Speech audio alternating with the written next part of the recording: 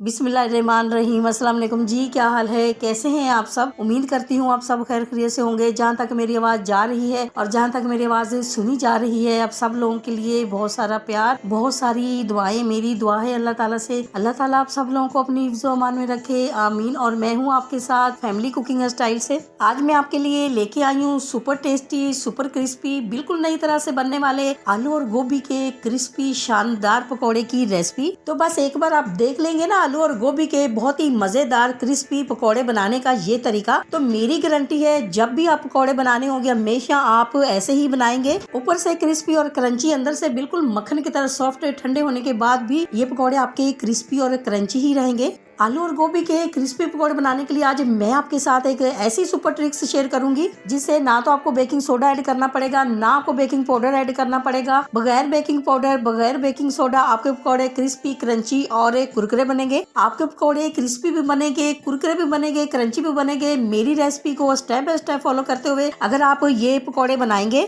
हवादार, जालीदार और करारे भी बनेंगे। सुपर टेस्टी, सुपर क्रंची आलू और गोभी के पकौड़े बनाने के लिए मुकम्मल गाइड करूंगी। वीडियो को आपने अंत तक जरूर देखना है। मेरे तमाम सब्सक्राइबर जो मेरी वीडियो को लाइक करते हैं उनके प्यार मोहब्बत का दिल से शुक्रिया अदा करूंगी। और जिन्होंने अभी तक मेरे चैनल को सब्सक्राइब नहीं किया है तो प्लीज आप मेरे चैनल को सब्सक्राइब करें। ये आपकी तरफ से हमारे लिए इनाम होता है, प्यार होता है। तो चले फिर देर किस बात की, रेसिपी की तरफ चलते हैं, रेसिपी देख लेते हैं। Super tasty, super crispy pakora बनाने के लिए यहाँ पर हमने एक अदद गोभी का फूल लिया है, क्योंकि पकौड़े बनाने के लिए एक गोभी का फूल जो है काफी होगा। गोभी का पकौड़ा बनाने के लिए गोभी का ताजा और फ्रेश होना बहुत जरूरी है, क्योंकि अगर गोभी ताजा फ्रेश होगी तो पकौड़ा जो है क्रिस्पी क्रंची तो बनेगा ही बनेगा, बहुत ज्यादा टेस्टी भी बनेगा। मैं क्या करती हूँ, जब भी मैं गोभी लेके आती हूँ, मुझे सालन बनाना होता है या मुझे पकौड़े बनाने होते हैं, तो मैं क्या करती हूँ, गोभी की पहले कटिंग करती हूँ। कटिंग करने के बाद मैं इसको गर्म पानी से वॉश जरूर करती हूँ। इससे क्या होता है, अगर इसमें कोई कीड़ा होता है और गंदगी इसकी बिल्कुल साफ हो जाती है।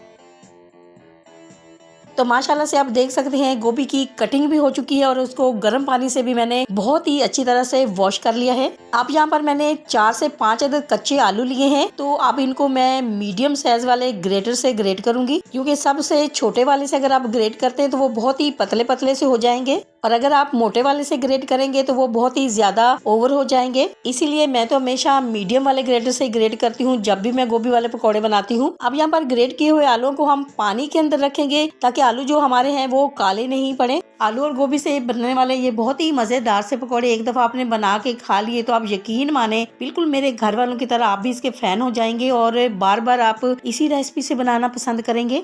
अब हम एक सिंपल सा मसाला तैयार करेंगे। ये गोभी के पकौड़ों में आपने जरूर ऐड करना है 1 टेबलस्पून जीरा, 1 टेबलस्पून धनिया, 1 टेबलस्पून सौंफ, 1 टेबलस्पून काली मिर्ची, 6 से 7 अदर लाल गोल मिर्ची ऐड करेंगे। यूं समझ ले कि ये एक सीक्रेट मसाला है। आपने इसको बहुत ज्यादा पाउडर नहीं बनाना है, मोटा दरदरा सा आपने पीस लेना है या कूट लेना है।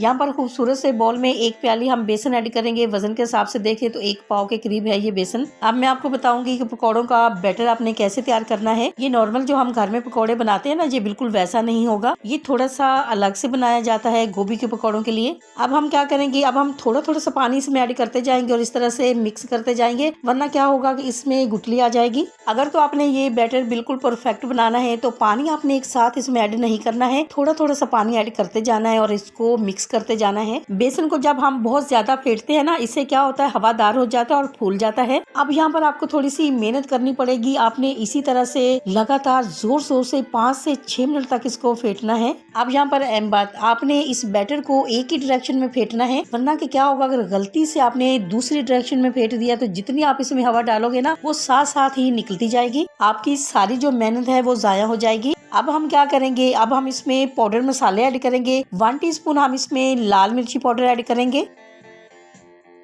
साथ ही हम इसमें हाफ टी स्पून हल्दी ऐड करेंगे, हाफ टी स्पून हम इसमें आमचूर का पाउडर ऐड करेंगे, 1 टीस्पून हम इसमें नमक ऐड करेंगे। नमक कम ज्यादा आप अपनी मर्जी से ऐड कर सकते हैं। मसाले ऐड करने के बाद मसालों को हम अच्छी तरह से मिक्स करेंगे और 1 से 2 मिनट इसको और लगातार इसी तरह से फेंटेंगे। आप यकीन माने आपकी थोड़ी सी मेहनत जरूर होगी, लेकिन आपके पकौड़े इतने मजेदार बनेंगे, जालीदार, हवादार और फूले फूले से बनेंगे, खाकर आपको मजा आ जाएगा। मसाले ऐड करने के बाद आपने उसी ही डायरेक्शन में इसको फेंटना है जिस डायरेक्शन में आपने मसाले ऐड करने से पहले फेंटा था। बस इस बात का आपने थोड़ा सा ख्याल रखना है। अब हम इसमें ऐड करेंगे 2 टेबल स्पून के करीब अदरक और ग्रीन मिर्ची, जिसको हमने मोटा मोटा सा इस तरह से कूट लिया है। अब साथ ही हम इसमें धनिया ऐड करेंगे। धनिया को बहुत ही अच्छी तरह से वॉश करने के बाद बिल्कुल बारीक कट करके आपने इसमें ऐड करना है। अब हम इसमें ऐड करेंगे अपना सिंपल सा मसाला जो हमने तैयार किया है। आप देख सकते हैं बिल्कुल पाउडर इसको हमने नहीं बनाया है, मोटा दरदरा सा हमने इसको पीस लिया है। तो बस इसी तरह से आपने इसको तैयार करना है। वैसे तो ये जो तैयार किया हुआ हमारा मसाला है बहुत ही सिंपल सा है, लेकिन पकौड़े जब बनकर रेडी होंगे आप यकीन माने इतना अच्छा इसका फ्लेवर आएगा और इतने ज्यादा टेस्टी आपके पकौड़े बनेंगे कि आप सोच भी नहीं सकते। इतने सिंपल से मसाले से इतने टेस्टी पकौड़े भी बन सकते हैं। अब हम क्या करेंगे, अब हम इसके अंदर आलू ऐड करेंगे जो हमने ग्रेट करके पानी के अंदर रखे हुए हैं। पानी जो है आलूओं के अंदर से बहुत ही अच्छी तरह से निकालना बहुत जरूरी है। अब आलूओं को भी हम इस बैटर के अंदर अच्छी तरह से मिक्स करेंगे। जैसे जैसे आप आलूओं को इस बैटर के अंदर मिक्स करेंगे, क्योंकि आलूओं में पानी बहुत ज्यादा होता है, ये आपके बैटर को अपने आप ही सेट कर देंगे और आलूओं के ऊपर बैटर कोट हो जाएगा। आपको बहुत ज्यादा मेहनत यहाँ पर नहीं करनी पड़ेगी। आलूओं को बहुत ही अच्छी तरह से मिक्स करने के बाद अब हम इसमें गोभी ऐड करेंगे जो हमने पहले से ही कट करके रखी हुई है। आप देख सकते हैं गोभी की जो कटिंग है ना तो बहुत ज्यादा बारीक कटिंग हमने की है और ना बहुत ज्यादा आपने मोटी कटिंग की है। आप देख सकते हैं बिल्कुल इसी तरह से आपने भी कटिंग करनी है। अब गोभी को भी हम अच्छी तरह से इस बैटर के अंदर मिक्स करेंगे ताकि ये जो बैटर है अच्छी तरह से गोभी के ऊपर कोट हो जाए। माशाल्लाह से आप देख सकते हैं, आपको नजर आ रहा होगा कि हमारा सारा जो बैटर है गोभी और आलू के ऊपर बहुत ही अच्छी तरह से कोट हो चुका है। कोई सा भी हम खाना बनाते हैं थोड़ी सी मेहनत तो करनी ही पड़ती है। जब हम मेहनत करते हैं तो खाना हमारा लाजवाब बनता है, खूबसूरत जायकेदार बनता है। आलू और गोभी के ये पकौड़े तो इतने मजेदार बनते हैं कि जब भी आप अपने घर पे बनाएंगे आप यकीन माने आपके पूरे फैमिली वाले मजे ले लेके खाएंगे, हाथ को रोक ही नहीं पाएंगे। अब हम क्या करेंगे, अब हम इनको फ्राई करेंगे। ऑयल यहाँ पर गर्म हो चुका है तो अब हम इसमें पकौड़े ऐड करेंगे। पकौड़े हम थोड़े से बड़े साइज के बनाएंगे, अच्छे साइज के यानी कि बनाएंगे। आप ये हवादार पकौड़े हैं तो ये थोड़े से फूलेंगे भी, तो इसलिए हम इसमें बहुत ज्यादा पकौड़े ऐड नहीं करेंगे। इसी दौरान आपसे छोटी सी रिक्वेस्ट है, अगर आप चैनल पे नए हैं और अभी तक आपने मेरे चैनल को सब्सक्राइब नहीं किया है तो वीडियो देखने के साथ साथ प्लीज आप मेरे चैनल को भी सब्सक्राइब करें। ये आपकी तरफ से इनाम होता है, प्यार होता है। मेरे तमाम सब्सक्राइबर जो अब मेरी फैमिली बन चुके हैं और जैसे जैसे हमारी फैमिली बढ़ती जा रही है हमें बहुत अच्छा लग रहा है। हमारा दिल चाहता है कि हम आपके साथ बहुत ही मजे मजे की रेसिपीज शेयर करें। और अगर आप मेरे चैनल को पहले से ही सब्सक्राइब कर चुके हैं तो आपका बहुत शुक्रिया।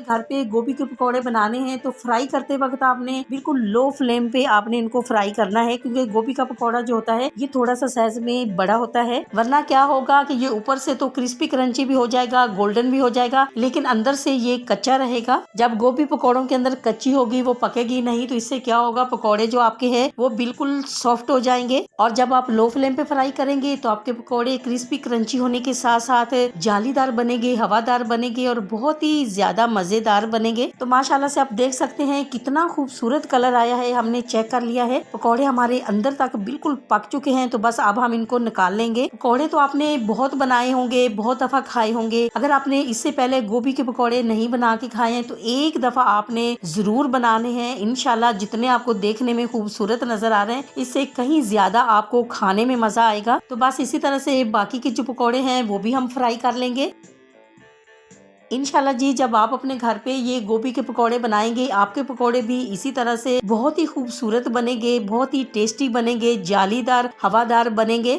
जो हमने मसाला इसमें ऐड किया है ना बना के, उसकी तो इतनी प्यारी खुशबू आ रही है कि आपका दिल खुश हो जाएगा। आप बोलेंगे इससे पहले हमने इतने मजेदार पकौड़े कभी नहीं खाए। माशाल्लाह माशाल्लाह जी, बहुत ही टेस्टी फ्लफी से पकौड़े हमारे बिल्कुल रेडी हो चुके हैं। तो अब हम आपको इसका फाइनल लुक दिखाएंगे।